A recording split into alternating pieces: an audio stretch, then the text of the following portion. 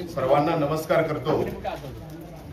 प्रथमतः माझं मनोगत व्यक्त करण्याआधी सर्व महापुरुषांना अभिवादन करतो।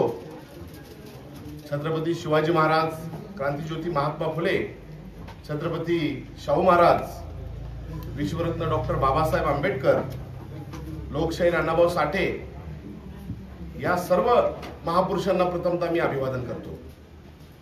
आज या ठिकाणी महाराष्ट्र माझा 24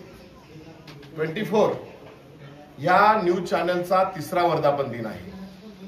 आणि मित्रहो, आपण सर्वच या निमित्ताने आपण उपस्थित आहात। मलाही या कार्यक्रमासाठी निमंत्रित केलं, खूप खूप मी त्यांना शुभेच्छा देतो। आज प्रथमतः गुढीपाडव्याच्या सर्वांना मी शुभेच्छा देतो।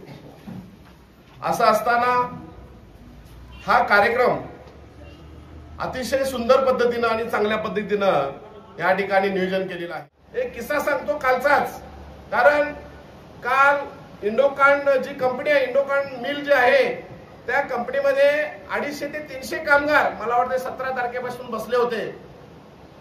आणि असं असताना मला वेळ मिळत नव्हता तिथं जाण्यासाठी। जवळजवळ 4 दिवस लेट झाले। मी पुण्याचा प्रवास करून काल पोहोचल्यानंतर मी पुन्हा त्या आंदोलनाला भेट द्यायला गेलो आणि 10 ते 12 दिवस त्या ठिकाणी ते पोलीस स्टेशन असेल, कंपनीच्या दारात असेल उपोषण करत होते। पण त्यांना कुठल्याही पद्धतीने न्याय देत नव्हते। कंपनीवाले असतील, प्रशासन तर त्यांच्या मुंडक्यावर बसलं होतं की तुम्ही इथं बसू नका, तिथं बसू नका, तिथं काम करू नका, तिथं बसू नका, अशा पद्धतीचे त्यांच्यावर राजकीय दबाव होत होता। पोलीस स्टेशन तर त्यांना पळवून लावत होतं।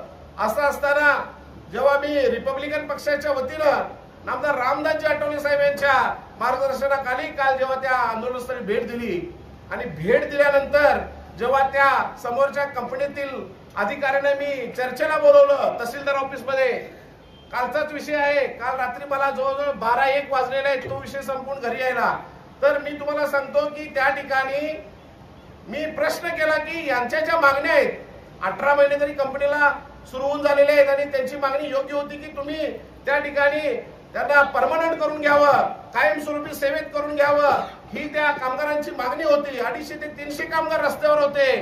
आणि म्हणून जेव्हा त्यांनी मला ती मागणी सांगितली आणि मी कंपनी समोर चर्चेला गेलो आणि चर्चेअंती त्यांना सांगितलं ठणकावून की तुम्ही जर यांच्या मागण्या आता पूर्ण नाही केल्या तर येणाऱ्या काळामध्ये अति तीव्र आंदोलन करून तुम्हाला जाग्यावर आणण्याचं काम आम्ही करू, अशा पद्धतीचा इशारा दिल्यानंतर त्यांनी जाग्याला मला वाटतंय त्या ठिकाणी लेखी पत्र दिलं की आम्ही 1 वर्षाच्या आतमध्ये त्या 250-300 कामगारांना कायमस्वरूपी सेवेमध्ये म्हणजे आम्ही त्यांना परमनंट करतो, अशा पद्धतीचे लेखी पत्र दिलं आणि तो विषय संपला। मग हा विषय संपला याचा अर्थ असा नाही की याला जर पत्रकाराची जोड असेल तर आणखी अतिउत्तम तो आंदोलन असेल, एखादा विषय असेल तो बहरत जातो। आणि म्हणून त्याला गरज असते पत्रकाराची, कारण लोकशाही मधला चौथा स्तंभ जर कोण असेल तर ती पत्रकारिता आहे। आणि म्हणून बाबासाहेबांनी सांगितलेलं आहे की पत्रकार हे नेहमी खरं बोलत असतो आणि हेच काम हे आपले ज्ञानेश्वर पाटील करत आहेत। त्यांना आमच्या शुभेच्छा आहेत। मी रिपब्लिकन पार्टी ऑफ इंडिया केंद्रीय मंत्री रामदासजी आठवले साहेब यांच्या वतीने त्यांना शुभेच्छा देतो। रिपब्लिकन पार्टी कोल्हापूर जिल्ह्याच्या वतीने शुभेच्छा देतो। माळगे परिवाराच्या वतीने शुभेच्छा देतो। माझ्यासोबत आलेले प्रदीप ढाले आणि बाळासाहेब कांबळे तसेच हे सगळेच आपले भरमू शिंदे पण आहेत, या सगळ्यांच्या वतीने यांना शुभेच्छा देतो आणि इथंच थांबतो। जय भीम, जय भीम, जय भीम।